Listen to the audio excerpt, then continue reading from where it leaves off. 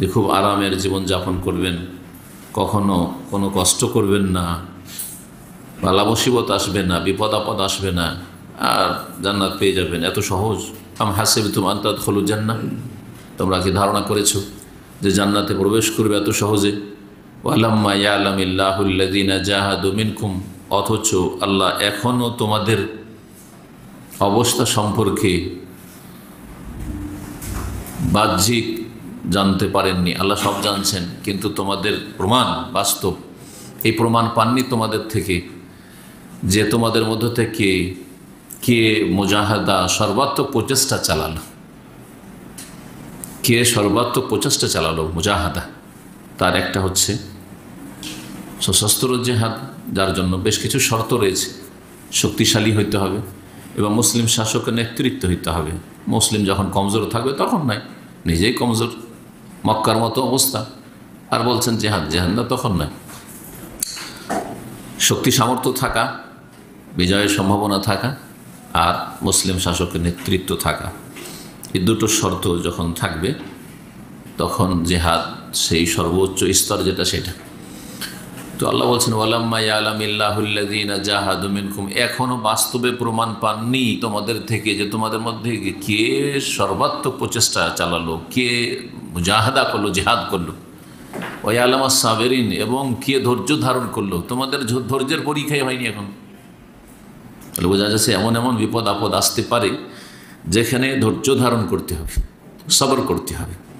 জি, প্রতিশোধ নেওয়ার ক্ষমতা না থাকলে রাস্তা হচ্ছে ধৈর্য ধারণ করা, সবর করা। জি, প্রতিশোধ নেওয়ার যদি ক্ষমতা থাকে তাহলে প্রতিশোধ নিতে হবে, আল্লাহ রাব্বুল আলামিন বলেছেন। কারণ এর মাধ্যমে দ্বীন ইসলাম শক্তিশালী হবে, মুসলিমরা শক্তিশালী হবে, এবং কাফের আল্লাহর দ্বীনের দুশমন যারা মুসলিমদের শত্রু, তাদের অন্তরে ভীতি সঞ্চারিত হবে যখন প্রতিশোধ নেবেন। কিন্তু যদি মার খেয়ে খেয়ে থেকে যান তাহলে তো তারা ভীত সন্ত্রস্ত হবে না। তো আল্লাহ এখানে সাবরের কথা বলেছেন। এই অবস্থাটা হচ্ছে যখন মুসলিমরা কমজোর, দুর্বল থাকবে, বা যে এলাকায় যে দেশে দুর্বল কমজোর থাকবে, তখন তাদেরকে বিপদ আপদে, জুলম অত্যাচারে সবর, ধৈর্য ধারণ করতে হবে।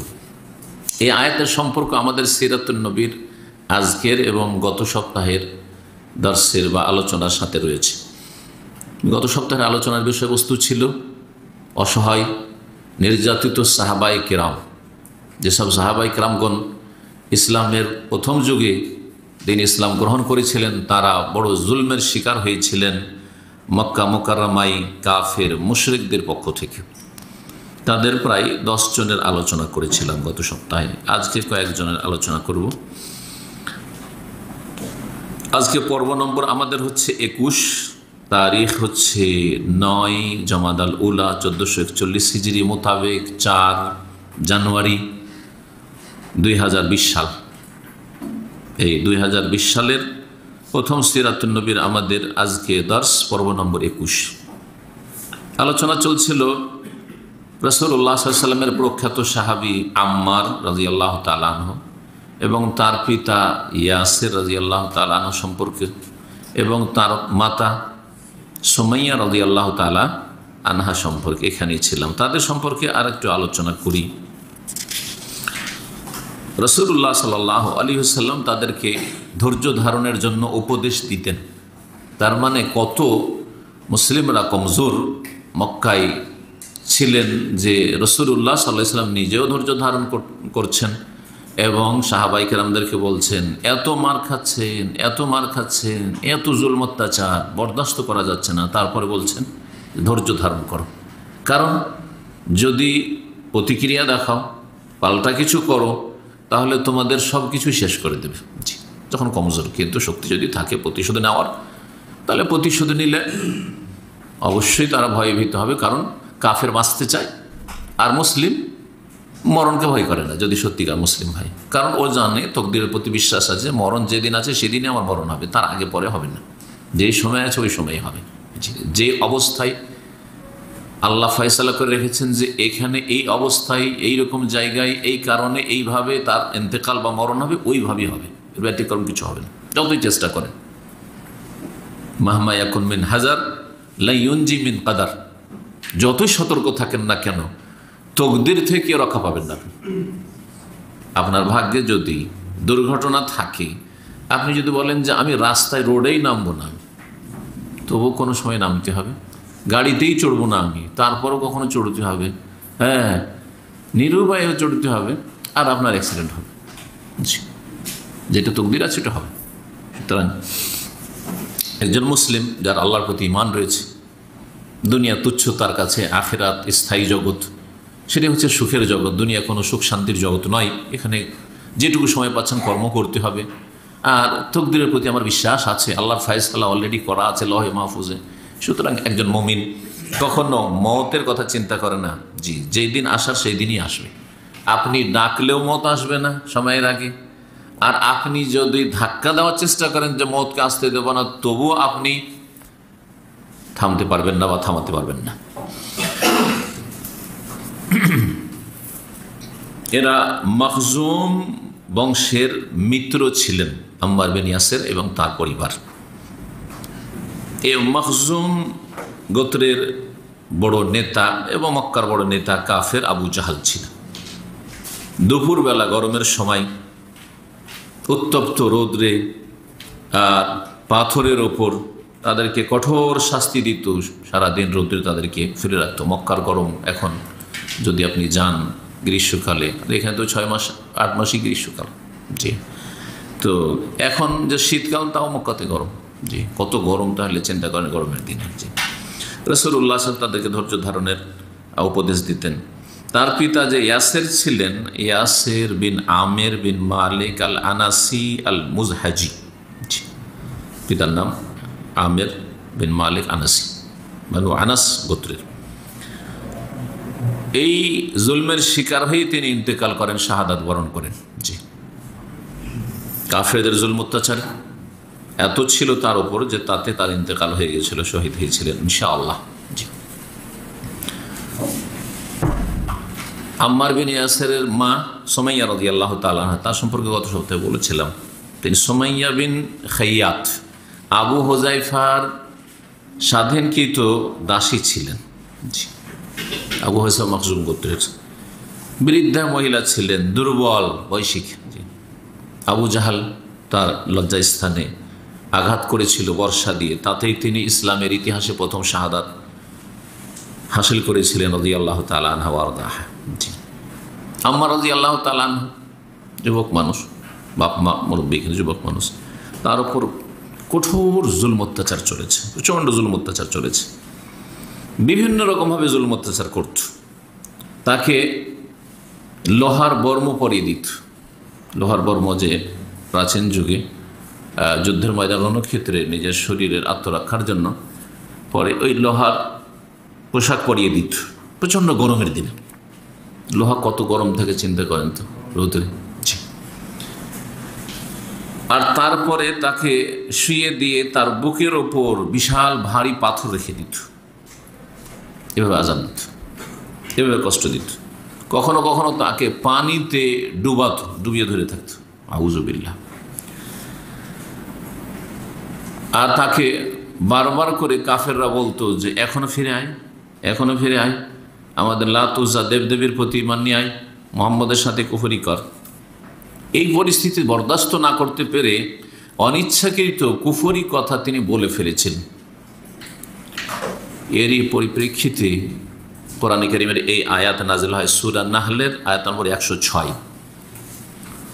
কুফরি কথা বলে তারপর রাসূলুল্লাহ সাল্লাল্লাহু আলাইহি ওয়াসাল্লামের কাছে ছুটে আসে, ইয়া রাসূলুল্লাহ আমি তো আজকে কুফরি কথা বলে দিয়েছি, মুসলিম হওয়ার পরে কাফের হয়ে গেছি, কারণ আমি কুফরি কথা বরদাস্ত করতে পারিনি, বরদাস্ত করতে পারিনি, বলে দিয়েছি।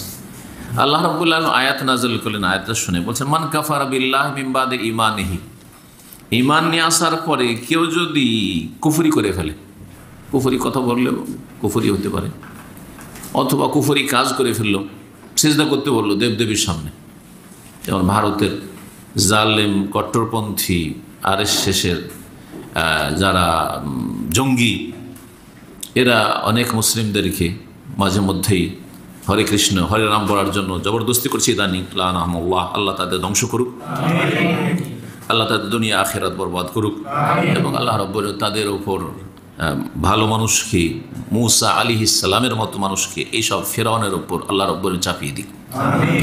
বর্তমান প্রয়োজন রয়েছে মূসা আলাইহিস সালামের মতো মানুষের জন্য, কারণ ফেরাউন বেড়ে গেছে। সুতরাং ফেরাউনকে দমন করার জন্য মূসার প্রয়োজন রয়েছে। আল্লাহ যেন তার ব্যবস্থা করেন। এর জন্য মুসলিমদেরকে ইসলামের দিকে ফিরে আসতে হবে। জি, কিন্তু মুসলিমরা ইসলামের দিকে ফিরতে চায় না। যেই ব্যক্তি ইমানের পরে আল্লাহর সাথে কুফরি করে, মান কাফারা বিল্লাহি মিন বাদি ঈমানিহি, তো কাফের হয়ে যাবে, এটা হচ্ছে আসল। কিন্তু আল্লাহ বলছে ইল্লা মান উকরিহা, তবে যদি কারো ওপর জবরদস্তি করা হয়, ফোর্স করা হয়, যখন তার ওপর জবরদস্তি করা হয়েছে সেই সময় ইচ্ছা করে সে বলেনি ওয়াকালবুহু মুতমাইন্নুম বিল ঈমান, তার অন্তর ঈমানের ওপর সুপ্রতিষ্ঠিত, ঈমানের ক্ষেত্রে অটল, ভিতরে ঈমান অবশ্যই তার আছে, কিন্তু নিরুপায় হয়ে সে মুখে বলে ফেলেছে, তাহলে অন্তর থেকে কুফরিকে স্বীকার করে নেয়নি, তাহলে তাকে আল্লাহ ধরবেন না, আল্লাহ তাকে ধরবেন না। জি, নবী সাল্লাল্লাহু আলাইহি ওয়াসাল্লামের একটি হাদিস রয়েছে এই মর্মে, আপনারা জানেন। জি, আল্লাহ রাব্বুল আলামিন কলম উঠিয়ে নিয়েছেন, কার উপর থেকে? খাতা। ইন্নাল্লাহ তাজাওয়াজা আন উম্মতি, একটা তো আছে 3 শ্রেণীর লোক, ওটা হাদিস না, আরেকটা হাদিস কথা ইন্নাল্লাহ তাজাওয়াজা আন উম্মতি, আমার উম্মতের এই ভুলগুলিকে আল্লাহ মাফ করে দিয়েছেন, উপেক্ষা করেন। আল্লাহ বলেন উপেক্ষা করেন মানে ছেড়ে দেন। উপেক্ষা করা, একটা ভুল দেখছেন তারপর আপনি জায়গা, এটা হচ্ছে উপেক্ষা করা, ইগনোর করা, যেটাকে বলছে আজকাল ইংলিশে। জি, তো ইন্নাল্লাহ তাজাওয়াজা আন উম্মতি, আমার উম্মতের আল্লাহ উপেক্ষা করে দিয়েছেন, মাফ করে দিয়েছেন, আগে ঘোষণা করে দিয়েছেন। জি, কি?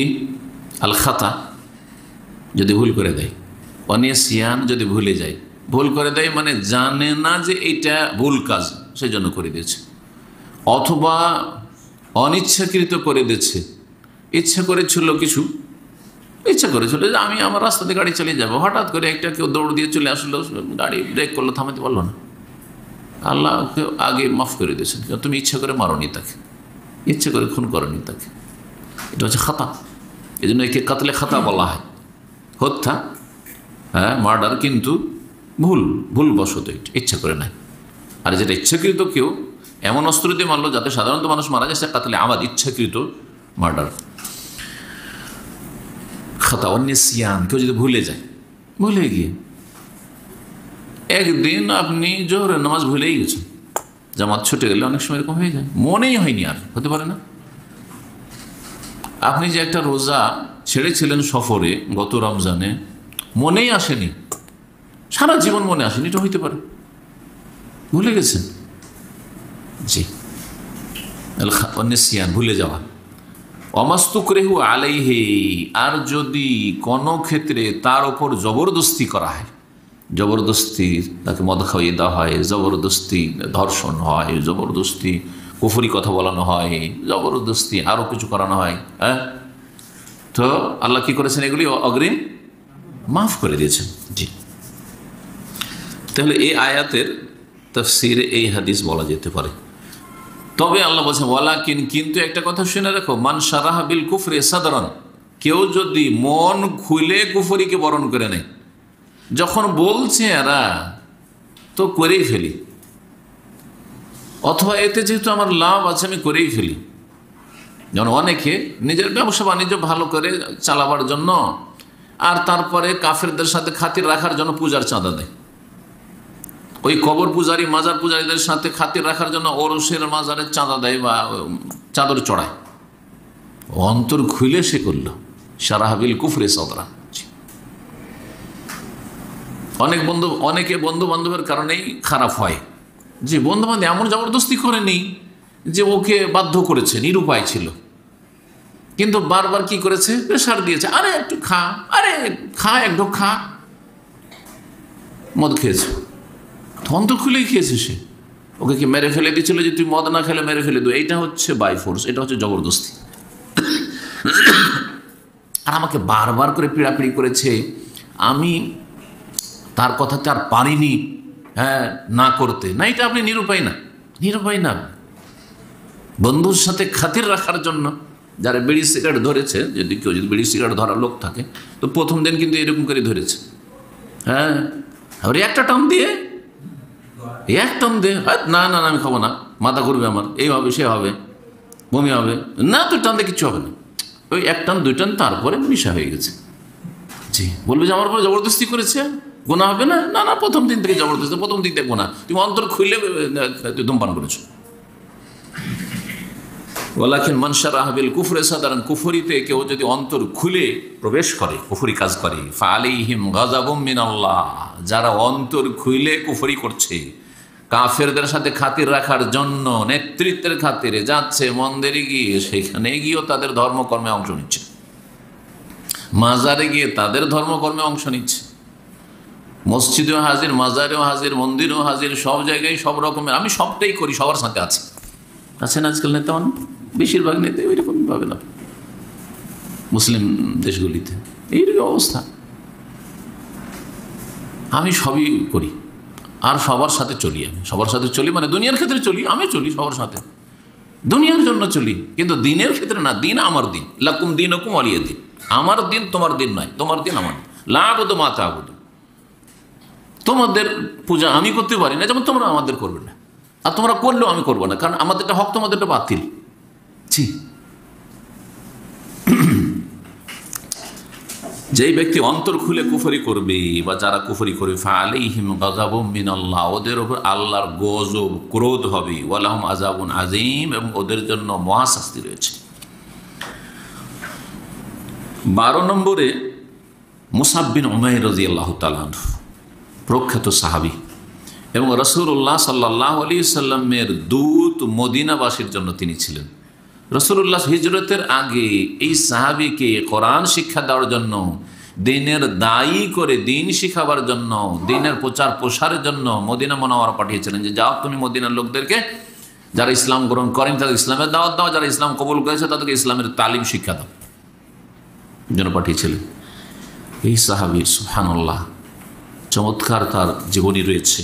ইনশাআল্লাহ তাআলা আমাদের সিরাতুন নবী শেষ হলে আল্লাহ যেন আমাদের হায়াতে বরকত দান করেন, সময়ে বরকত দান করেন, আমরা ইনশাআল্লাহ সাহাবায়ে কেরামদের সিরাত শুরু করব নবী সাল্লাল্লাহু আলাইহি ওয়াসাল্লাম। জি, এই দিনেই ইনশাআল্লাহ তাআলা। তো এই মুসাব বিন উমাইর, তার জীবনী তো রয়েছে, এত সুখী পরিবারের মানুষ ছিলেন, এত সুখী পরিবারের যে তাদের খাওয়া দাওয়া এবং তাদের চলাফেরা, কাপড় চোপড়, সুবহানাল্লাহ, অভাব ছিল না, কিছু অভাব ছিল না, ভোগবিলাসী জীবন ছিল। এখানে একটু ইঙ্গিত করেছেন আমাদের শেখ শফিউর রহমান মুবারক রহমতুল্লাহ আলী, কানা মিন আনআমিন নাসি আইশান, জীবনযাপনের দিক থেকে অত্যন্ত ভোগবিলাসী মানুষ ছিলেন ইসলামের আগে। ইসলাম পূর্বে তার যে জীবনী, অত্যন্ত ভোগবিলাসী মানুষ ছিলেন। আরবের যারা ভোগবিলাসী, তারা আতর সেন্টে যা খরচ করে তাতে আপনার গোটা বছরের খরচ চলবে, তার 1 মাসের আতর সেন্ট আছে না এরকম? জি হ্যাঁ, আল্লাহু আকবার, কত যে খরচ করে পারফিউমে আর আপনার এই উদে, যে আগর কাঠে। ফালামা দাখালা ফিল ইসলাম, যখন তিনি মুসলমান হয়ে গেলেন, তখন তার মা যে ছিল, মা কট্টর মুশরিক ছিল, একবারে কট্টরপন্থী মুশরিক। এমন মুশরিক ছিল যে সে কসম খেয়ে নিল যে তুই যদি ইসলাম থেকে না ফিরে আসিস আমাদের ধর্মের দিকে, তো তোকে এক দানা খেতে দেবো না, আর এক ঢোক পানিও দেবো না। খাবার বন্ধ করে দিল, মানাথ উম্মুহু তা'আম ওয়া শারাব, পানি বন্ধ করে দিল, বাড়ি থেকে বের করে দিল, চলো সব শিকার, অসুবিধা নেই।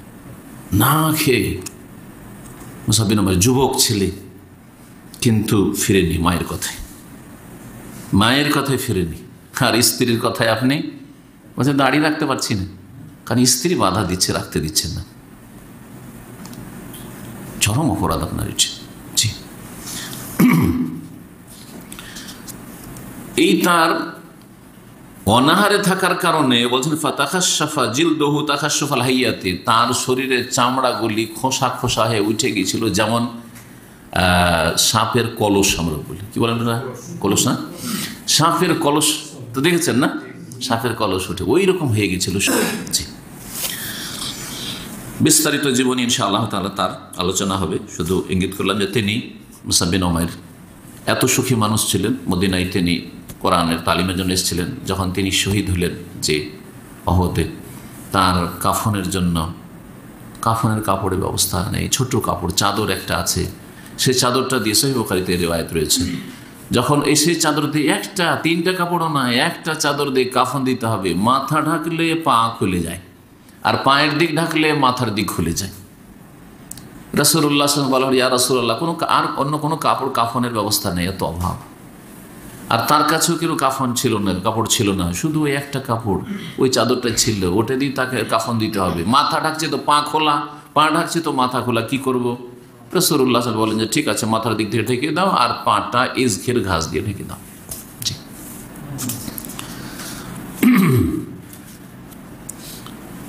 13 নম্বরে প্রখ্যাত সাহাবী সুহাইব রুমি রাদিয়াল্লাহু তাআলা, তিনি রোম দেশের লোক ছিলেন, রোম মানে ইউরোপিয়ান লোক ছিলেন। রাসূলুল্লাহ সাহাবীদের মধ্যে বিভিন্ন দেশের প্রতিনিধি আল্লাহ রেখেছিলেন। জি, এর মাধ্যমে আল্লাহ দেখাতে চেয়েছেন যে ইসলামে, জি হ্যাঁ, কোনো রকমের জাতীয়তা নেই। ইসলাম আর জাতীয়তা পরস্পর বিরোধী জিনিস, দুটো জমা হইতে পারে না। আপনি মুসলিমও, আপনি ইসলামও করছেন, আপনি দিনের দাওয়াতও করছেন, হ্যাঁ মাদ্রাসা পড়েছেন, আপনি আলেম আছেন, মদিনাও পড়েছেন, আর আপনার জাতীয়তা যায় না। কুফরি জাতীয়তা হচ্ছে কুফরি মতবাদ, যেমন নাস্তিকতা কুফরি মতবাদ, মার্কসিজম কমিউনিজম কুফরি মতবাদ, যেমন সমাজবাদ কুফরি মতবাদ, যেমন পুঁজিবাদ কুফরি মতবাদ, যতগুলি বাদ রয়েছে বস্তুবাদ সব কুফরি মতবাদ। ঠিক তেমনি জাতীয়তাবাদ হচ্ছে কুফরি মতবাদ। কেন জাতীয়তাবাদ?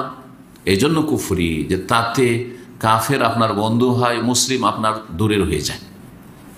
উদাহরণস্বরূপ, যদি আপনার দেশের আমার দেশের একটা খ্রিস্টান, ইহুদি, হিন্দু হয় জাতীয়তার ভিত্তিতে, হ্যাঁ সে আপনার কাছের লোক, কিন্তু কারো বাড়ি যদি বর্ডারের বাইরে হয়, অথবা এটা তো হচ্ছে মানে যেটা ন্যাশনালিজম, যেটা জাতীয়তা, দেশীয় জাতীয়তা, ভাষাগত জাতীয়তা, ভাষা ভিন্ন কিন্তু মুসলিম, বাঙালি আর বিহারি। দেখেন 71-এর যে অবস্থা, দেখেন হিন্দু কাফের, কিন্তু আপনার বাংলা ভাষী, সে আপনার বন্ধু। আর যেহেতু সে বিহারি মুসলিম, সেই জন্য তার বাঁচার অধিকার নেই, মারো একে। এই যে পরিস্থিতিটা ছিল, এর ভিত্তিতে যারা লড়াই করেছে তারা নিশ্চয়ই কুফরিতে ছিল, নিশ্চয়ই কুফরিতে ছিল। কারণ আপনার মুসলিম ভাই হচ্ছে দুশ্মন, যেহেতু তার ভাষা ভিন্ন। এইরকমই যারা ধরেন বিহারি রাজাকার ছিল, তারা বাঙালিকে মেরেছে অথচ মুসলিম, একই কথাই, দুটোই একই সমান, কফর। কফর স্পষ্ট কথা, ভালো করে। কারণ অনেকে বুঝে না যে জাতীয়তা নাই, থাকলে একটা জাতীয়তা যে এটা আমার ভাষাভাষী বা এটা আমার দেশি, এটা আমার দেশের লোক, একটু টান থাকলো, কিন্তু কুফরি কেন এটা বুঝে না অনেক। কাফের আপনার বন্ধু আর মুসলিম আপনার দূরে হয়ে যাচ্ছে, বুঝতে পারছেন কি না? জি, এই জন্য জাতীয়তা কুফর। জি, সেখানে বাদ রহমতুল্লাহ খুব সুন্দর কিতাব রয়েছে এর উপর, একটা খুব সুন্দর নাকদুল কওমিয়াতিল আরাবিয়া, আরব জাতীয়তাবাদের ওপর খুব সুন্দর বই রয়েছে। আর এই জাতীয়তার কারণে সাদ্দাম ধ্বংস হয়েছে, এই জাতীয়তার কারণে ফিলিস্তিন আজ পর্যন্ত মুসলিমরা ইহুদিদের কাছে পায়নি, বলে চলেই গেল। কারণ ইয়াসের আরাফাত ওই জাতীয়তার ডাক দিত, আর এই সাদ্দাম হোসেনও জাতীয়তার ডাক দিত। সাদ্দাম হোসেন এত বেশি জাতীয়তা ছিল, পাক্কা জাতীয়তাবাদী সে। জি, তো সে একটু বলি, এক সময় সাদ্দামের যুগে আল্লামা এহসান এলাহি জাহির, আহলে হাদিসের বড় আলেম, ওনার নাম শুনেছেন, ওনাকে আমন্ত্রণ করেছিল সাদ্দাম হোসেন, একবারে পার্লামেন্টে তার লেকচার রেখেছিল, আরবিতে লেকচার দিলেন। যখন এহসান এলাহি জাহির, কি জন্য ডাকা হয়েছিল? কারণ শিয়াদের বিরুদ্ধে 5টি কিতাব লিখেছিলেন, শিয়াদের সম্পর্কে, শিয়াদের গুমরাহি সম্পর্কে এবং কুফরি সম্পর্কে, আর শিরকি আকীদা সম্পর্কে, আর এরা যে সাহাবায়ে কেরামদের দুশমনী সম্পর্কে। জি, 5টি কিতাব লিখেছেন। জি, সেই কিতাবগুলি উর্দুতেও আছে, আরবিতেও আছে, কিতাবগুলি আমি পড়েছি। তো ওই কিতাব লিখাতে তাকে স্পেশাল আমন্ত্রণ করলো কে? সাদ্দাম হোসেন। সাদ্দাম হোসেনের পার্লামেন্টে এসে সংসদে বক্তব্য রাখলেন এহসান এলাহি জাহির। তখন তিনি বললেন যে এত সুন্দর আরবিতে বক্তব্য করতে পারে একজন পাকিস্তানি, সে অবশ্যই আরবিয়ান, সে অবশ্যই আরবিয়ান, ওর বাপ দাদা আরবি হবে, তাছাড়া হইতে পারে না। কি জাতীয়তা, বুঝতে পারলেন না কথাটা? মনে হয় এই জন্য অবাক হইলেন না যে অনারব হইলে এত যোগ্য হইতেই পারে না, এটা হলো কথা। যদি অনারব হয়, আজমি হয়, তাহলে এত যোগ্য হতেই পারে না। যখন এত সুন্দর আরবিতে অনর্গল বক্তব্য করছে আর এত সে যোগ্যতা সম্পন্ন আলেম, তার মানে সে আরবি নসলের, আরবি বংশোদ্ভূত। কথা বুঝতে পেরেছে? এই জাতীয়তা নাজাত দেয়নি, সর্বনাশ করেছে। খাসেরা দুনিয়া ও আখেরা। শুধু আখেরা ধ্বংস হয়নি, দুনিয়াও ধ্বংস হয়েছে। অনেকে মনে করে জাতীয়তা থাকলে জাতীয়তার ভিত্তিতে আমরা ঐক্য নিয়ে আসতে পারছি, যাক আমাদের পার্থিব সমস্যাগুলির সমাধান হবে। না না না, সমস্যা বাড়বে। কোন সমস্যার সমাধান হয়েছে? কারণ আল্লাহর ক্রোধ রয়েছে, গজব রয়েছে কুফর আর শিরকের উপর। জি, সুতরাং আখেরাতও ধ্বংস, দুনিয়াও ধ্বংস। অনেকে ভাবে না ভাই ইসলামের নামে ডাক দিলে আসবে না, সুতরাং আমরা যদি আরব জাতীয়তার নামে ডাকি অথবা বাঙালি জাতীয়তার নামে ডাকি, উর্দু জাতীয়তার নামে ডাকি, তাহলে আসবে। না না না না, ধ্বংস, দুনিয়াও ধ্বংস, আখেরাত ধ্বংস, কোনো দিন হবে না। ওই পথে আসতে হয় মুসলিমদেরকে, যেই পথে ছেড়ে গেছেন রাসূলুল্লাহ সাল্লাল্লাহু আলাইহি ওয়াসাল্লাম, সাহাবায়ে কেরামদেরকে। সেটা হচ্ছে ইসলাম। ইসলাম দিয়ে আল্লাহ আমাদেরকে সম্মানিত করেছেন, সে ইসলামেই সম্মান পাবেন। ইসলাম ছাড়া অন্য কোনো কিছুতে সম্মান নেই। এই কথাই তো ওমর রাদিয়াল্লাহু তাআলা বলেছেন যে নাহনু কওমুন আযযানা আল্লাহু বিল ইসলাম, আমরা এমন জাতি যাদেরকে ইসলাম দিয়ে আল্লাহ ইজ্জত দিয়েছেন, সম্মান দিয়েছেন। ওয়া মাহমা তাগাইনাল ইজ্জাতা মিন গায়রিহি, যদি ইসলাম ছাড়া অন্য কিছু দিয়ে ইজ্জত, সম্মান আর শক্তি তলাশ করি, যে আমরা জাতীয়তার ভিত্তিতে, ভাষার ভিত্তিতে অথবা দেশের ন্যাশনালিজমের ভিত্তিতে আমরা শক্তিশালী হবো, একটা শক্তিশালী দেশ বা একটা শক্তিশালী একটা কিছু গড়ে তুলব, তাহলে আযাল্লানা আল্লাহ, আল্লাহ আমাদেরকে লাঞ্ছিত, অপদস্থ করে দেবেন। রাসূলুল্লাহ সাল্লাল্লাহু আলাইহি ওয়াসাল্লামের কাছে সামান্যতম, বা তার সাহাবীদের কাছে, রাসূলের কথা বলেন, সাহাবীদের কাছে যদি সামান্য জাতীয়তার গন্ধ থাকতো, তাহলে বেলাল কি ওরা মদিনার মুয়াজ্জিন হতে দিত বা দিতেন? কোনোদিন দিতেন না। আরে কুরাইশের লোক নাই, কুরাইশের লোক আজান দেবে, আরব নাই, একটা হাবশি আজান দেবে যে আরবি শিখেছে, আমাদের মতো আরবি বলতে পারে না, সে কেন আজান দেবে? একথা বলেছে কেউ? বরং রাসূলুল্লাহ সাল্লাল্লাহু আলাইহি ওয়াসাল্লাম বেশ কিছু হাদিস দিয়ে প্রমাণ করে দিয়েছেন যে অনেক আরবের চাইতে বেলাল ভালো। আরে বেলাল, তুমি কি কাজ করো যে জান্নাতে গেলাম তো দেখছি তোমার খড়মের আওয়াজ পাচ্ছি খটখট করে, তুমি আমার আগে আগে হাঁটছো কেন? কি আমল করো তুমি? সুবহানাল্লাহ। রাসূলুল্লাহ শুনে আগে আগে যাচ্ছে। জি, আগে আগে যাওয়া মানে এনেকে রাসূল যাতে শ্রেষ্ঠ বা রাসূল যাতে বেশি উঁচা মর্যাদা পেয়েছেন। অনেক সময় খাদেম বা সিকিউরিটি আগে আগে যায় না? তো এই হাদিস মানে এই না যে নবী সাল্লাল্লাহু আলাইহি ওয়াসাল্লাম চাইতে উপরে কোনো মর্যাদা আছে। জি, বড় ব্যক্তিকে রাস্তা ক্লিয়ার করার জন্য আগে দু চারজন যায় না? তার মানে কি বলবেন যে বড় ব্যক্তি চাইতে তারা সিনিয়র? না না, জি ওই রকম। তবে অবশ্যই সম্মান বোঝা যায় যে রাসূলুল্লাহ সাল্লাল্লাহু আলাইহি ওয়াসাল্লাম আর কোনো সাহাবীকে দেখছেন না, জান্নাতে দেখছেন বেলালকে। জি, তো এই সুহাইব রোম দেশের মানে ইউরোপের প্রতিনিধি ছিলেন। যাক, ভাগ্যচক্রে এসে আরব দেশে পৌঁছে গেছেন তিনি। ইসলাম কবুল করেছেন প্রথম দিকে। এত মারতো মক্কার কাফেররা যে তিনি বেহুশ হয়ে যেতেন, হুঁশ থাকতো না, দীর্ঘ সময় হুঁশ থাকতো, আবার হুঁশ আসতো, আবার মার দিত, জুলুম অত্যাচার করতো। 14 নম্বরে উসমান রাদিয়াল্লাহু তাআলা। যদিও উসমান রাদিয়াল্লাহু তাআলা মক্কার একজন ধনাঢ্য ব্যক্তি ছিল, এই জন্য উসমান গনি বলে। আমাদের দেশের লোকের কি বলে? ওসমান গনিটাকে গুণী বলে। আমাদের তো বাঙালিরা তো আবার সব কিছুকে গোল করে। গনি মানে ধনী, গনি মানে ধনী, কিন্তু আমারটাকে আমরা বাংলায় কি করি? উসমান গুণী। জি, গনি গুণ থেকে নাই, গনি মানে গনিয়ুন, ইন্নাল্লাহ গনিয়ুন হামিদ। গনি মানে অভাব মুক্ত, হ্যাঁ, সচ্ছল, ধনী, এইসব গনি। অমুখাপেক্ষী, যে ধনী হয় সে অমুখাপেক্ষী, কারো পয়সা ধার ধার না, নিজেরই যথেষ্ট আছে। জি, এই জন্য ধনীকে গনি বলা হয়। জি, আল্লাহর ক্ষেত্রে গনিয়ুন মানে হচ্ছে অভাব মুক্ত, অমুখাপেক্ষী, কার মুখাপেক্ষী নন, আর সবাই তার মুখাপেক্ষী। জি, তো উসমান ইবনে আফফান রাদিয়াল্লাহু তাআলা ইসলাম গ্রহণ করেছিলেন। যদিও ধনী মানুষ ছিলেন, তারপরও তাকেও ছাড়েনি মক্কার মুশরিকরা জুলুম অত্যাচার করতে। নরম তবিয়তের মানুষ ছিলেন। গরম লোককে ভয় করে মানুষ, কিন্তু নরম লোককে ভয় করে না। পয়সা থাকলেও কিন্তু নরম লোককে ভয় করে না, সব যুগে, আজকেও, তাই না? আপনার যতই পয়সা থাকে, যদি একটু নরম হন, আপনার ব্যক্তিত্ব একটু দুর্বল হয়, নরম সমাজে, তো আপনাকে চেপে ধরবে মানুষ, হ্যাঁ, জুলুম অত্যাচার করবে, বাড়াবাড়ি করবে। কিন্তু যদি আপনি ওমর রাদিয়াল্লাহুর মতো মেজাজি হইতে পারেন, বীর বাহাদুর, অথবা হামজা রাদিয়াল্লাহুর মতো বীর বাহাদুর হইতে পারেন, আর এই সবাই ভয় করবে আপনাকে। জি হ্যাঁ, এই জন্য এই দুইজন সাহাবী, হামজা নবী সাল্লাল্লাহু আলাইহি চাচা রাদিয়াল্লাহু আনহু, আর ওমর রাদিয়াল্লাহু তাআলা আনহু ইসলাম গ্রহণ করে। সাহাবীরা বলছেন, আমরা তার আগ পর্যন্ত আমরা একেবারে দুর্বল ছিলাম, সাহস ছিল না যে কাফেরদের সামনে আমরা নামাজ পড়ব। কিন্তু যখন এই দুইজন ইসলাম গ্রহণ করলেন, তখন আমরা খোলাখুলি নামাজ পড়া শুরু করলাম। দুইজনও বেরোলেন যে আমরা এখন কাবার সামনে নামাজ পড়ব, কোন মায়ের সন্তান আছে যে এই সাহস রাখে যে তার মাকে সন্তানহারা করবে, স্ত্রীকে বিধবা করবে, ছেলে মেয়েদেরকে ইয়েতিম করবে? সে আসুক সামনে। এই কথা বলে বেরিয়ে গেল। কার ক্ষমতা আছে, সাহস আছে? আসুক। ছেলে মেয়েদের ইয়েতিম করার ইচ্ছা থাকে, আর স্ত্রীকে বিধবা করার ইচ্ছা থাকে, মাকে সন্তানহারা করার ইচ্ছা থাকে, তো আসুক সামনে। কোনো কাফের সাহস করেনি। তো আসলে মুসলিমদের ফোঁস করার প্রয়োজন রয়েছে, কিন্তু ফোঁস করার ক্ষমতা তো থাকতে হবে। সবচেয়ে বড় ক্ষমতা হচ্ছে ইমানি ক্ষমতা। নেই ফজরের নামাজ, আপনার কি ফোঁস করার ক্ষমতা আছে? ক্ষমতাই তো নেই। ইমান ভঙ্গ হয়ে যাচ্ছে ফজরবেলা, সকালবেলা উঠছেন কুফরি করে, নামাজ পড়লেন না, কুফরি হয়ে গেল। অধিকাংশ লোক ভারত উপমহাদেশ, ভারত, বাংলাদেশ, পাকিস্তান শিরকি আকীদাতে লিপ্ত রয়েছে। কোন শক্তি আছে? কোনো শক্তি নেই এই শিরকি জীবনে। তাহলে আমাদের ইমানি ইসলামী শক্তি নেই, দুনিয়াবী শক্তি দূর। দুনিয়াবী এই শক্তি দিয়ে চলতো যদি ইমানি শক্তি থাকতো তাহলে।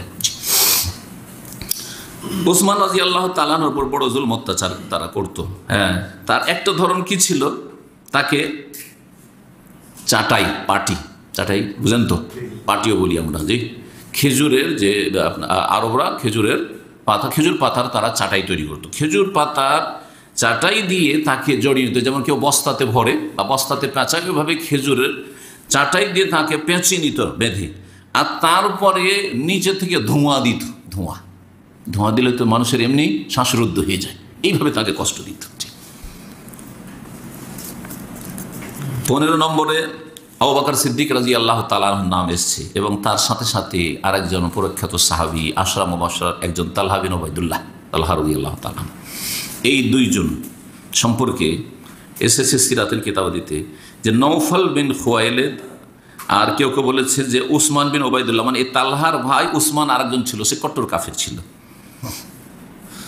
এরা এই দুইজনকে, আবু বকর গায়ে সহজে কিন্তু হাত দিতে সবাই পারতো না, কারণ প্রভাবশালী মানুষ ছিলেন। তারপরেও ছাড়েনি জুলম অত্যাচার করতে, একমাত্র রাসূলুল্লাহ সাল্লাল্লাহু আলাইহি ওয়াসাল্লাম ছাড়া। রাসূলুল্লাহ সাল্লাল্লাহু আলাইহি ওয়াসাল্লাম জুলম অত্যাচার করেছে অনেক পরে, কিন্তু প্রথম দিকে সাহস করেনি। ইনশাআল্লাহ সামনের দর্শে সেই আলোচনাটি আসবে। তো এই দুইজনকে একবার ধরে এই লোকেরা, এই তালহার ভাই উসমান বিন উবাইদুল্লাহ, নওফল বিন খুয়াইলিদ, এদের কথা এসছে, তারা দুইজনকে এক রশি দিয়ে বেঁধে রেখেছে, যেমন আসামি বেঁধে রাখে, একটা রশি দিয়ে দুইজনকে বেঁধে রেখেছে এক রশিতে। কি জন্য? নামাজ পড়তে দেবে না সেই জন্য, দিন শিখতে দেবে না, মুহাম্মদ সাল্লাল্লাহু আলাইহি ওয়াসাল্লামের কাছে যেতে দেবে না সেই জন্য। কিন্তু ধরে এরকম বেঁধে রাখার পরেও তারা থামতে পারেনি, জি, শেষ পর্যন্ত তারা ছাড়তে বাধ্য হয়েছে। আবু জাহাল, তার এই দুশ্মনী এত ছিল ইসলাম এবং মুসলিমদের সাথে, যে সে যখনই শুনতে পেত যে মক্কায় কেউ নতুন ইসলাম গ্রহণ করেছে, তখন সেই যে ইসলাম গ্রহণ করে সে যদি একটু সচ্ছল পরিবারের হইতো, প্রভাবশালী বংশের হইতো, বংশ শক্তিশালী, তো বংশ কিন্তু হয় কি অনেক সময় অনেকে বংশের আছে হয়তো অমুসলিম, কিন্তু তারা সাথ দেবে আত্মীয় হিসাবে। তো এটাও ভয় করতো যে যদিও তার বংশের লোকেরা ইসলাম গ্রহণ করেনি, কিন্তু যখন ওকে মারবো তখন তো ওর পাশে দাঁড়িয়ে যায়, যদি আমার অসুবিধা হইতে পারে। নেতা হইলেও তো তার একটা রিয়াকশনের একটা ভয় আছে না? তো যখন দেখতো যে একটা প্রভাবশালী বংশের, সচ্ছল পরিবারের, তাদের কাছে জনবল আছে আর ধনবলও আছে, দুটোই আছে, তখন সরাসরি মারধর করতো না, তখন ধমক দিত, শাসানি দিত, আর বলতো যে তোমাদের দেখাবো এবং তোমাদের ভালো হবে না, ক্ষতি হবে, তোমাদের ব্যবসা বাণিজ্য তোমাদের চলতে দেবো না, তোমাদের এই ক্ষতি করব, সেই ক্ষতি করব। এতে অনেকে ভয় পেয়ে যায়। জি, যারা পয়সাওয়ালা মানুষ যদি বলে যে তোর ব্যবসা বন্ধ করে দেবো, হ্যাঁ, তোর দোকান এখানে চালানো মুশকিল করে দেবো, তোর এখানে দোকান বন্ধ করতে বাধ্য হবি, সোজা হয়ে যাতে ভয়, মানে না ভাই আমার রুজি রোজগার চলুক। জি, তো এইরকমভাবে ধমক দিত যদি শক্তিশালী পরিবারের হইতো তাহলে। আর যদি কোনো গরিব মুসলিম হইতো, বংশ নাই, বংশের লোক হয়তো বাইরে থেকে এসে বসবাস করে মক্কায়, অথবা বংশ হচ্ছে ছোট বংশ, তারাও গরিব মানুষ, দুর্বল, তাহলে বড়ই মারধর করতো এবং মক্কার যুবকদেরকে, বাচ্চাদেরকে, শিশুদেরকে খেপিয়ে দিত, যে মা, যে গণপিটনি দে, এই করত। এমন কোনো ব্যক্তি ছিল না যারা ইসলাম গ্রহণ করেছিল রাসূলুল্লাহ সাল্লাল্লাহু আলাইহি ওয়াসাল্লামের এই প্রথম জীবনে ইসলামী দাওয়াতের, যে সে জুলম অত্যাচারের শিকার হয়নি, জুলুম করেছে মক্কায়। জি, এইরকমটা চলতেছিল রাসূলুল্লাহ সাল্লাল্লাহু আলাইহি ওয়াসাল্লামের সাহাবায়ে কেরামদের ওপর মক্কায়। এখানেই আজকের আলোচনা শেষ করব। এই জুলম অত্যাচার সম্পর্কে কিছু কথা আল্লামা আলবানী রহমতুল্লাহ আলাইহি তার কিতাবে মানে হাদিসগুলি পেশ করেছেন, দুই একটা হাদিস পেশ করবো যাতে আরও কিছু অতিরিক্ত কথা বা এই কথাগুলির আরও বিস্তারিত ব্যাখ্যা আমরা বুঝতে পারবো, যেহেতু আমাদের কাছে সময় আছে। সুতরাং আরও কিছুক্ষণ আমি ইনশাআল্লাহ আলোচনা করি।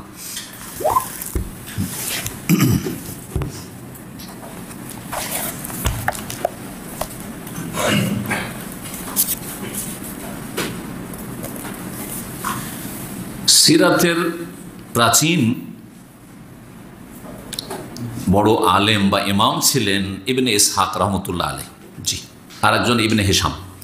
এই ইবনে ইসহাক রহমতুল্লাহ আলাইহি বলছেন যে সুম্মা ইন্নাহুম আদাউ আলা মান আসলামা ওয়াত্তাবা রাসূলুল্লাহ সাল্লাল্লাহু আলাইহি ওয়াসাল্লাম, যারা ইসলাম গ্রহণ করেছিল এবং রাসূলুল্লাহ সাল্লাল্লাহু আলাইহি ওয়াসাল্লামের অনুসরণ করেছিল সাহাবায়ে কেরামগণ মক্কায়, তাদের উপর মক্কার কাফেররা বড়ই বাড়াবাড়ি করেছিল এবং জুলম অত্যাচার করেছিল।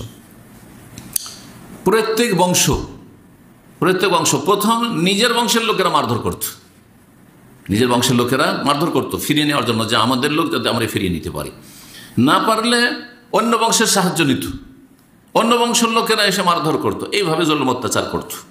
জি, বেঁধে রেখে দিত, কঠোর শাস্তি দিত, মারধর করত, খেতে দিত না, পিপাসিত রাখত, গরমে দুপুরবেলা নিয়ে গিয়ে রোদরে ফেলে দিত, আর তাদের বুকের ওপরে পাথর চাপিয়ে দিত। এইভাবে বিভিন্ন রকমভাবে জুলম অত্যাচার করত। এইরকম অবস্থায় অনেকেই বরদাস্ত করতে পারতো না, অনেকে বড় শক্ত হয়ে থেকেছে, যেমন অধিকাংশ সাহাবায়ে কেরামগণ বড় শক্ত হয়ে থেকেছেন, কিন্তু কখনো কখনো নিরুপায় হয়ে কুফরি কথা বলতে বাধ্য হয়েছেন। আল্লাহ মাফ করে দিয়েছেন। একটু আগে শুনালাম ওই আয়াত আপনাদেরকে। এই ক্ষেত্রে আব্দুল্লাহ বিন মাসউদ রাদিয়াল্লাহু তাআলা আনহু থেকে একটি হাদিস বর্ণিত রয়েছে। এই আব্দুল্লাহ বিন মাসউদও প্রথম দিকে ইসলাম গ্রহণ করেছিলেন। রাসূলুল্লাহ সাল্লাল্লাহু আলাইহি ওয়াসাল্লামের আলেম সাহাবায়ে কেরামদের মধ্যে একজন প্রখ্যাত আলেম হচ্ছেন আব্দুল্লাহ বিন মাসউদ রাদিয়াল্লাহু তাআলা আনহু।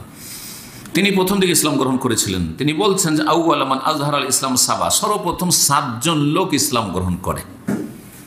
রাসূলুল্লাহ সাল্লাল্লাহু আলাইহি ওয়াসাল্লাম, আবু বকর, আম্মার, উরমা, সুমাইয়া, সুহাইব, বেলাল, মিকদাদ।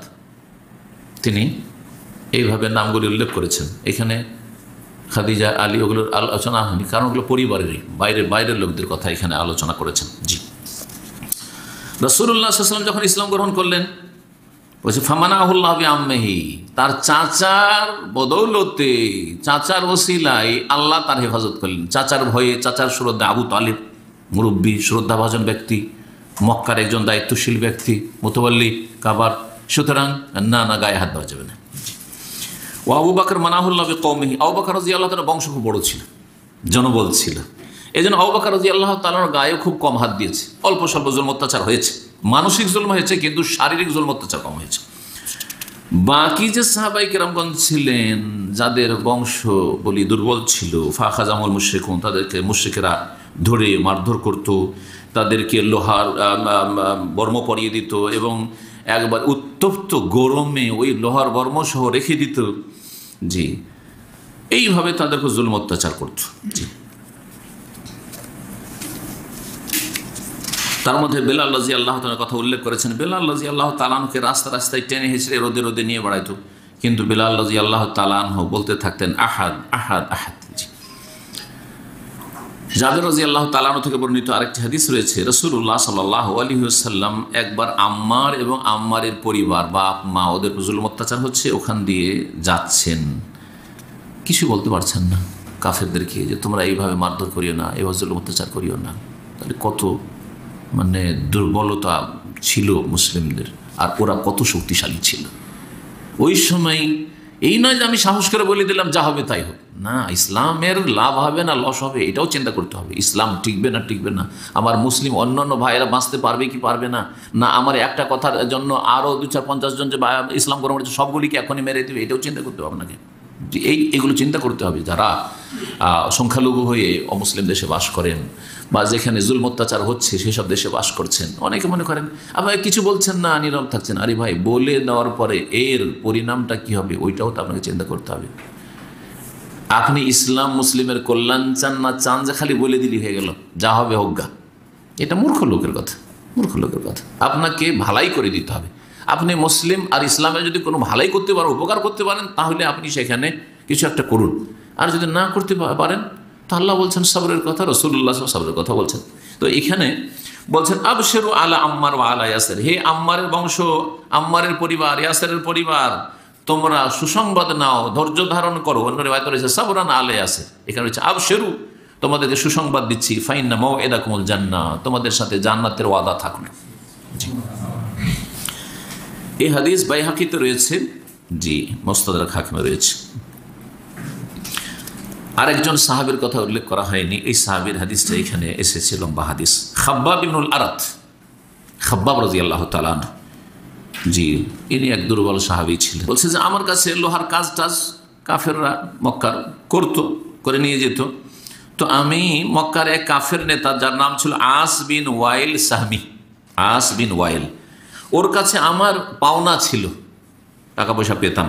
ফাআতাইতুহু আতাকাদাহু, তার কাছে এসে তাগাদার জন্য আসলাম। তাগাদা শব্দটি আমরা যেভাবে তাগাদা করতে যাওয়া বাংলা বলি না, এটা কিন্তু আরবি শব্দ। তাগাদা আমরা দ করে দিয়েছি, কারণ দদ পড়া অভ্যাস, সেই জন্য। আর আরবিতে এটাকে বলা হয় তাকাজা।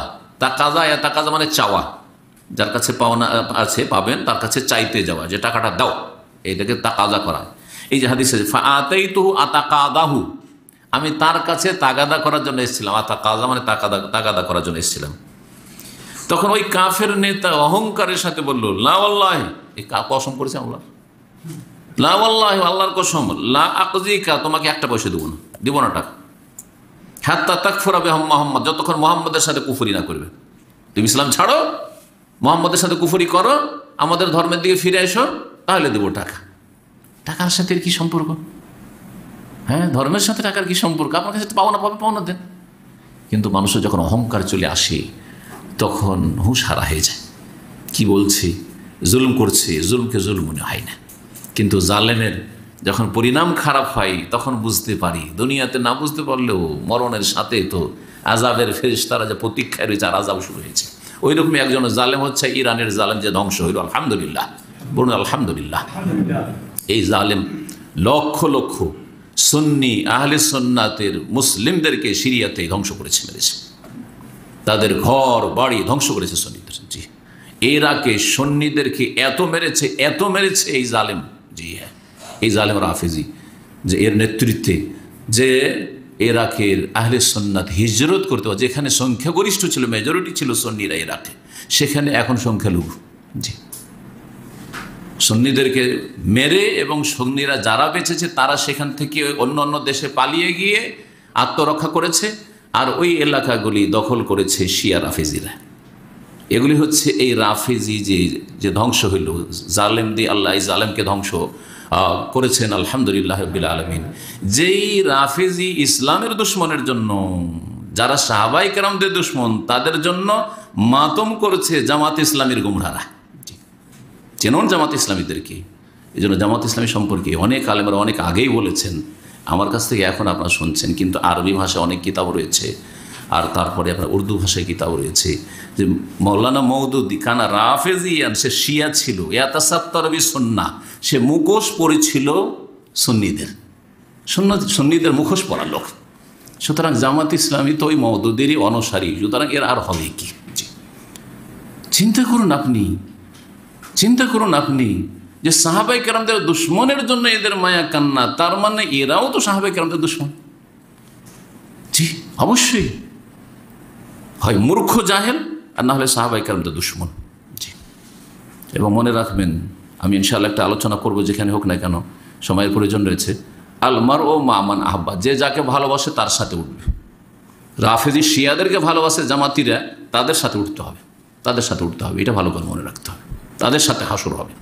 আর আমরা সাহাবায়ে কেরামদেরকে ভালোবাসি, ইনশাআল্লাহ সাহাবায়ে কেরামদের সাথে, এটা মনে রাখতে হবে। এই কথাটি গুরুত্বপূর্ণ কথা। নবী সাল্লাল্লাহু আলাইহি সাল্লাম সহিহ বুখারীতে, মুসলিমে, প্রত্যেকটি হাদিসের কিতাবে হাদিস, আল মারউ মা মান আহাব্বা, যে যাকে ভালোবাসে তার সাথে উঠবে, যাকে ভালোবাসে তার সাথে উঠবে।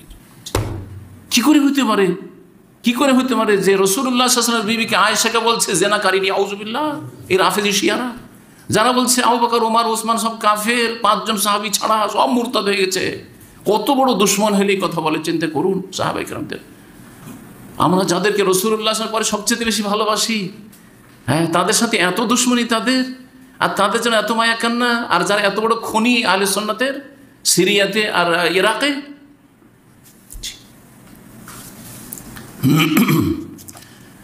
তো কি বলছিলাম, এই হাদিস খাব্বাব বিন আরতের, এই টাকা যখন তাগাদা করলো, বলছে না দেবো না যতক্ষণ তো মোহাম্মদের সাথে কুফরি না করি। ফাকুলতু লা ওয়াল্লাহি, খাব্বাব বলছেন আমি বললাম যে আল্লাহর কসম করে বলছি, তুমি টাকা দাও আর না দাও, আমি মুহাম্মদ সাল্লাল্লাহু আলাইহি ওয়াসাল্লামের সাথে কুফরি করার প্রশ্ন উঠে লা আকফুরু বি মুহাম্মদ হাত্তা তামুত, অতদিন পর্যন্ত তুমি অপেক্ষা করতে থাকো, তুমি মরে যাও তবুও কুফরি করবো না, মরে গিয়ে তোমাকে যদি আবার তোমাকে সৃষ্টি করা হয় তবুও কুফরি করবো না, আমি বেঁচে থাকলাম।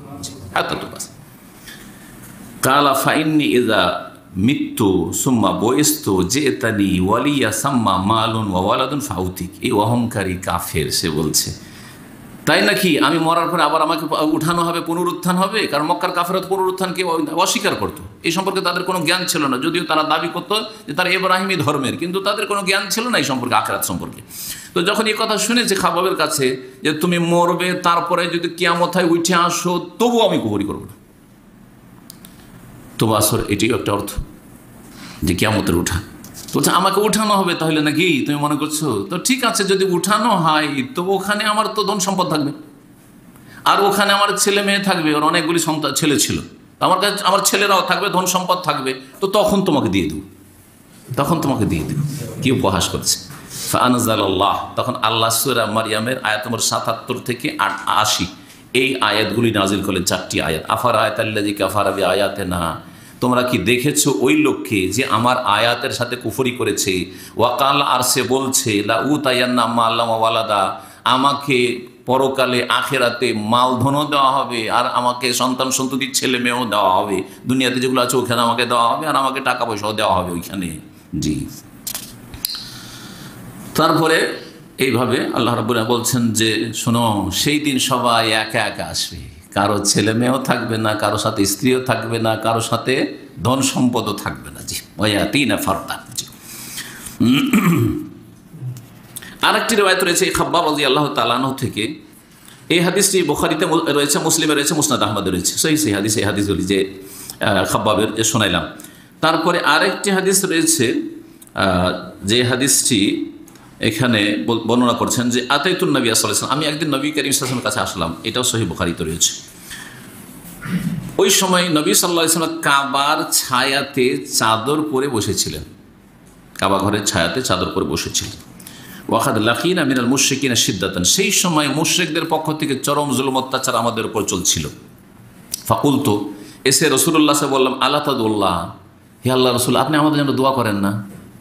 দোয়া কেন করেন না? আপনি দোয়া করেন না নাকি? এইরকম জুলুম অত্যাচার কতদিন আর বরদাস্ত করব? আলা তাদুল্লাহ লানা।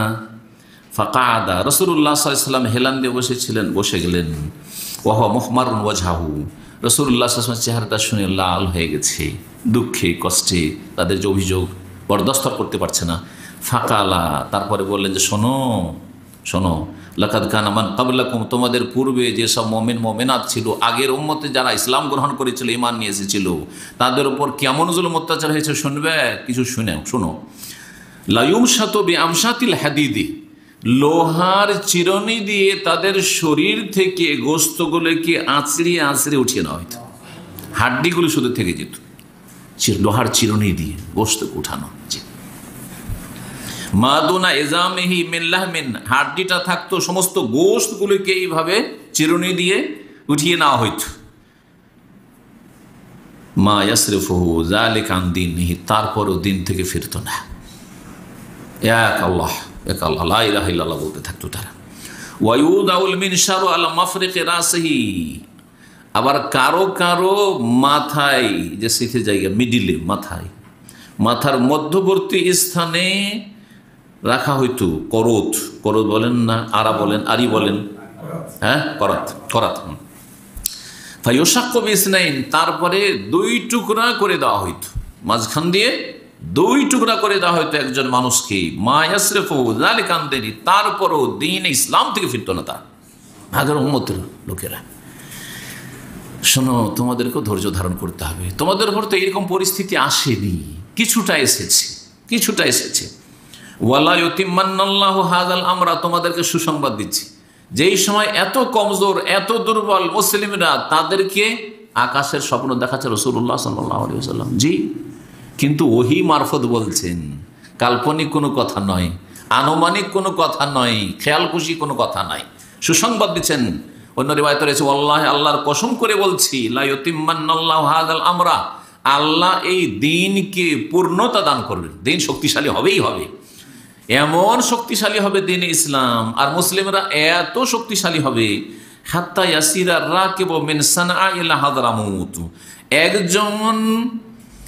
একজন সওয়ার ব্যক্তি, আরোহী ব্যক্তি, যে বাহনের উপরে সওয়ার, সেই ব্যক্তি সানআ, ইয়ামানের যে রাজধানী, সানআ থেকে হাদরামুত, সানআ হচ্ছে উত্তর ইয়ামান আর হাদরামুত হচ্ছে দক্ষিণ ইয়ামান, এই সানআ থেকে হাদরামুত পর্যন্ত ভ্রমণ করবে একা একা, একা একা ভ্রমণ করবে। মা ইয়াখাফু ইল্লাল্লাহ আযজা ওয়া জাল্লা, আল্লাহ ছাড়া কারো ভয় থাকবে না। কোন একজন চোর, ডাকাত, জালেম, খুনি, কেউ নির্যাতন করবে, কেউ মারবে, ধরবে, কোনো ভয় থাকবে না। এত শান্তি প্রতিষ্ঠা হবে অদূর ভবিষ্যতে।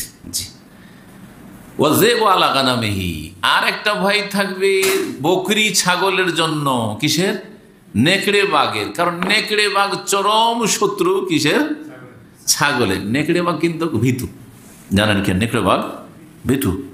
তো বকরির যদি পাল থাকে তো পালে ঢুকবে না, সাহস করে ভয় করবে, এত ভীতু। এই জন্য একটা হাদিস আছে, ফাইন্নামা ইয়াকুলু যিবু আল কাসিয়াতা, নেকড়ে বাঘে কোন বকরিটাকে খায়, কোন ছাগলটাকে? যেটা পাল ছাড়া বকরি, পাল থেকে এদিক সেদিক বেরিয়ে চড়তে চড়তে দূরে চলে গেছে, একা পেয়েছে, একটা দুটা যেখানে বকরি পেয়েছে তখন হানা দেবে, আর বকরির পালের ভিতরে ঢুকতে সাহস করে না। তো রাসূলুল্লাহ সাল্লাল্লাহু আলাইহি ওয়াসাল্লাম বলছেন যে বকরি ছাগলের জন্য নেকড়ে বাঘের ভয় থাকবে, আর মানুষের আল্লাহ ছাড়া কোনো ভয় থাকবে না। অন্য রিওয়ায়াতে রয়েছে একজন মহিলা সফর করবে, একজন মহিলা একা সফর করবে, তারপরেও তার কোনো ভয় থাকবে না আল্লাহ ছাড়া। এই হাদিসটাকে আবার কেউ কেউ কী করেছে জানেন? অন্য উল্টাও জায়গায় লাগিয়েছে, বলছে একজন মহিলা সফর করবে, রাসূলুল্লাহ বলেছেন, তাহলে বোঝা গেল যে বিনা মাহরামে সফর করা যাবে। চিন্তা করেন, নবী সাল্লাল্লাহু আলাইহি ওয়াসাল্লাম এটা ভবিষ্যৎ এরকমটা ঘটবে বলছেন, শরীয়ত বলেছেন কি একটা কিছু ঘটবে বলা আলাদা, সেটা জায়েজও হইতে পারে, নাজায়েজও হইতে পারে। আর আরেকটা হচ্ছে শরীয়ত বলা। নবী সাল্লাল্লাহু আলাইহি ওয়াসাল্লাম শরীয়তের বৈধতা বলছেন যে ওই মহিলার একা একা সফর করা যায়, যে কথা বলছেন, খণ্ডনটা বুঝলেন না? যারা এইগুলো সংশয় কাদের? যারা বলছে যে অসুবিধা নাই, রাস্তাঘাট যদি নিরাপদ হয় তো মহিলা একা একা সফর করতে পারে, তারা বলছে যে নবী সাল্লাল্লাহু আলাইহি ওয়াসাল্লাম যে বলেছেন যে একজন মহিলা সফর করবে অমুক শহর থেকে অমুক শহর, আর আল্লাহ ছাড়া কারো ভয় থাকবে না। নবী সাল্লাল্লাহু আলাইহি ওয়াসাল্লাম বলেছেন ও জায়েজ কাজ করলো। কিয়ামতের আলামত কতগুলি না জায়েজ আছে, কতগুলি জায়েজ আছে, ভবিষ্যতে যা ঘটবে কিছু জায়েজ কিছু না জায়েজ সবই হবে। ওয়ালাকিন্নাকুম তাস্তাজিলুন, তবে তোমরা তাড়াহুড়া করছো, হবে এইরকমটা, কিন্তু তোমরা কি করছো? জলদি করছো, তাড়াহুড়া করছো। দেখেন, তাড়াতাড়ি ফল খেতে চাইলে বঞ্চিত হইতে হবে। আম গাছ আছে, আর যদি আমরা তাড়াতাড়ি ফল খাবো তো কি করতে হবে? ওই যখন আম আচার খাওয়ারও যোগ্য নেই তখনই খেয়ে ফেলবেন আপনি। কিন্তু একটু যদি ধৈর্য ধরেন আর আমটাকে যদি একবারে গাছে পাকতে দেন, সবচেয়ে বেশি মিষ্টি হবে। কথা ঠিক কিনা? এই কথাটি সব ক্ষেত্রে ফিট করবেন, কিন্তু ইসলামের ক্ষেত্রেও, যে ইসলাম শক্তিশালী হবে কিন্তু আপনার যুগেই হইতে হবে, আপনার যুগে আপনাকেই খেলাফত পেতে হবে, এটা নয়। আপনার কাজ হচ্ছে যেটা কাজ ওটা করেন, আপনার করণে আপনি করেন। হ্যাঁ, সূরা আসরের আমল করেন, ঈমান ইলমের ভিত্তিতে, সহি ঈমান তাওহীদ সুন্নাহ ভিত্তিক, শিরক বিদআত মুক্ত, আর তারপর আমালুস সালিহাত, নেক আমল আপনি করে যান আপনার জীবনে, যতদূর পর্যন্ত আপনার ক্ষমতা চলছে, ব্যক্তি জীবনে, পারিবারিক জীবনে, আর অর্থনীতিতে যে ক্ষেত্রে পারছেন। রাষ্ট্রীয় ক্ষমতা আমার কাছে নেই, আমার ক্ষমতা নেই, আপনার ক্ষমতা নেই, কিন্তু যার কাছে আছে সে করবে। আর তারপরে দাওয়ার কাজ, ওয়াতাওয়াসাউ বিল হক, দাওয়াতের কাজ, যতটা শিখেছেন, হ্যাঁ, যতটা আপনি জানছেন অন্যের কাছে পৌঁছে দেওয়ার যথাসাধ্য চেষ্টা করেন, তাহলে আপনি ক্ষতি থেকে মুক্ত। আপনি এগিয়ে দিয়ে চলে গেলেন। আল্লাহ কখন মুসলিমদেরকে খেলাফত নেতৃত্ব দেবেন ওটা আল্লাহর কাছে। জি, ওয়ালাকিন্নাকুম তাস্তাজিলুন, তাড়াহুড়া করছো। তাড়াহুড়া করলে মানুষকে জুলমের শিকার হইতে হয়। অনেক ইসলামপন্থীরা তাড়াহুড়া করতে গিয়ে জুলমের শিকার হচ্ছে না? তাড়াহুড়া করতে গিয়ে আগেই মুসলিমরা নিজেরাই ঠিক হইতে পারেনি, পায়ের তলায় মাটি নেই, এখন ও স্বপ্ন দেখে আছে যে আমি পার্লামেন্টে পৌঁছব, ওই করতে গিয়ে কোথা থেকে কি হয়ে গেল। জি, জালেমের জুলমের শিকার। তোমার পন্থাটাই ঠিক নয়, তোমারও পাপ, তোমার পাপের দোষে এই ক্ষয়ক্ষতিটা তোমার হয়েছে। জি। আর একটা হচ্ছে প্রবাসীদের ক্ষেত্রে বলছি, এই তোমরা তাড়াহুড়া করছে, তাড়াতাড়ি করে সে বঞ্চিত হয়। আজকাল অনেক ছোট ছোট বাচ্চারা চলে আসছে, একটা ভিসা নিচ্ছে আর চলে আসে। 18 বছর 22 বছর বয়স, গত সপ্তাহে কয়েকটা ছেলে দেখলাম ভিসা নিয়ে চলে এসছে। সাথে করে যে ছেলেগুলো পুরাতন ছেলে আমাদের নিয়ে এসছে, ওদের বললাম যে এই ছেলেগুলির এখন আসা দরকার কি, এদের পড়া উচিত ছিল। বয়স কত? বলছে যে একটা 18, ওইটাকে 22 করে নিয়ে এসছে, আর একটা 20, 21 এরকম বয়স। তাই আমি বললাম তাকে, মানে ওই বাচ্চাগুলোকে আর ওদেরকে বললাম বোঝানোর জন্য যে আমি 30 বছর বয়স পর্যন্ত পড়েছি মদিনায়। আমি শেষ যখন মদিনা ফারেগ হই তখন আমার 29-30 বছর বয়স। তাহলে আমাকে কতটা ধৈর্য ধরতে হয়েছে, আমার বাপ মাকে কতটা ধৈর্য ধরতে হয়েছে যে ফল খাবো না, একটু দেরিতে খাবো, তারপরে না কিছু হয়েছে। কথা বলছেন না? জি। যদিও তার মাঝখানে আমি বেশ কয়েক বছর শিক্ষকতা করে এসেছি, কারণ একটা লেভেল পড়েছি, আবার শিক্ষকতা করেছি, আবার তারপরে মদিনা মঞ্জুরি হয়েছে, কিন্তু পড়ালেখাতে থেকেছি। শেষ পড়ালেখা শেষ করেছি 30 বছর বয়সে। তাহলে এত সহজ নয় যে আপনার ছেলেকে আপনি বড় করতে চান, শিক্ষিত করতে চান, আলেম বানাইতে চান, আর আপনি তাড়াতাড়ি পয়সাও ইনকাম চান, ফলও খেতে চান। না, একটু ফল খেতে দেরি করতে হবে। জি। তো এখানেই আজকের আলোচনা শেষ করছি। আল্লাহ রাব্বুল যেন আমাদেরকে দিন বুঝার তৌফিক দান করেন এবং দিনের প্রতি আমল করার তৌফিক দান করেন এবং সঠিক দিনের দিকে দাওয়াত দেওয়ার তৌফিক দান করেন এবং রাসূলুল্লাহ সাল্লাল্লাহু আলাইহি ওয়াসাল্লাম এবং সাহাবায়ে কেরামদের সিরাতের অনুসারী হওয়ার তৌফিক দান করেন। ওয়া সাল্লাল্লাহু ওয়া সাল্লাম নবিয়ানা মুহাম্মদ ওয়া আলা আলিহি ওয়া সাহবিহি আজমাইন।